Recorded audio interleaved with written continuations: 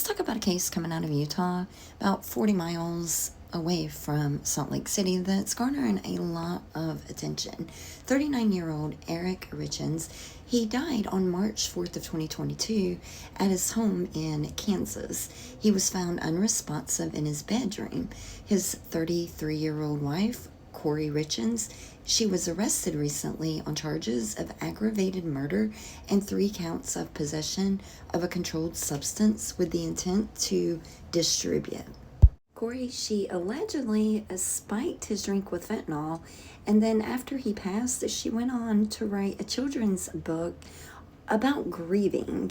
So imagine that, she allegedly takes the life of her husband, and then she writes a children's book for her children because she said she couldn't really find a book, I guess to help them deal with the process of grieving.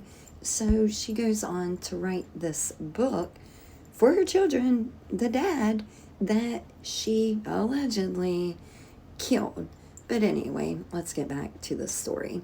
So per the affidavit, and I'm going to put it here in the video as well, it says that they advised that he warned them that if anything happened to him, that his wife Kouri was to blame, and that Eric suspected his wife had tried to poison him on multiple different occasions.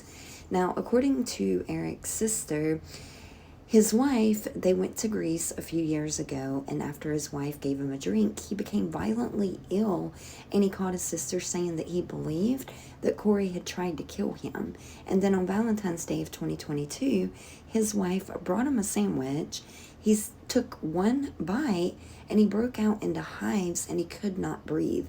He used his son's EpiPen as well as Benadryl before passing out for several hours. And again, this is what is in the probable cause affidavit. He was looking into getting a divorce, and he went ahead and he changed his power of attorney. He changed his will, the beneficiary of his life insurance policy, from his wife to his sister.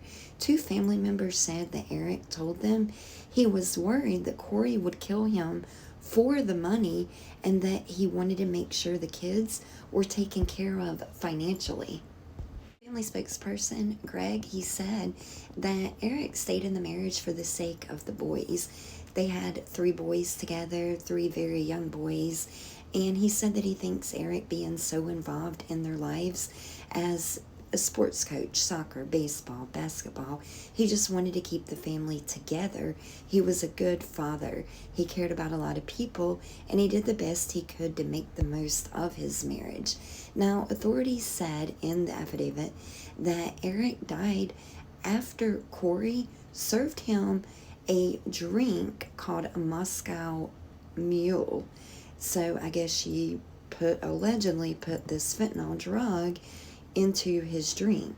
And according to the affidavit, she told the investigators that the night before her husband died, that they were celebrating because she had closed on a home for her business. She said that she made him a Moscow Mule in the kitchen, and he took it to the bedroom, and that he drank it sitting in bed. Kouri said that she slept in one of the children's bedrooms that night because the child had a night terror. And she allegedly woke up around 3 a.m. and she found her husband in the bedroom, quote, cold to the touch, and then she dialed 911. Kouri told the deputies that she left her cell phone in her bedroom and did not take it with her when she went into the child's room, which in a minute you'll see that's not correct. Obviously, we have a thing called cell phone records. So the investigators, they learned that her phone had been locked and unlocked several times, and that it showed movement during the time frame when Kouri said that she was in her child's room, and text messages were sent and received that had been deleted. Eric, he was found on the floor at the foot of the bed. Now, life-saving measures were attempted, but unfortunately, they declared him dead. An autopsy and a toxicology report found that Eric died from a fentanyl overdose. The medical examiner said that he had 5 times the lethal dosage of fentanyl in his system, and that it was illicit fentanyl, not medical grade.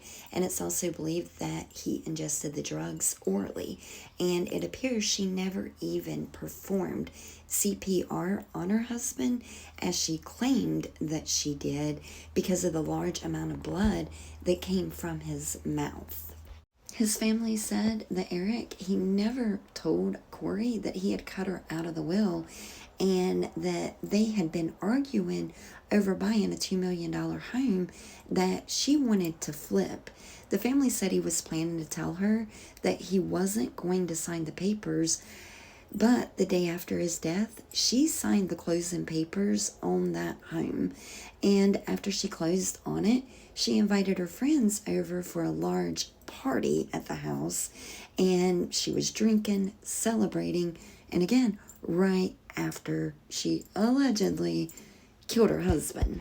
Now, during that investigation, the authorities, they learned that Kouri had allegedly contacted an acquaintance, and they only identified this person as CL, to obtain pills.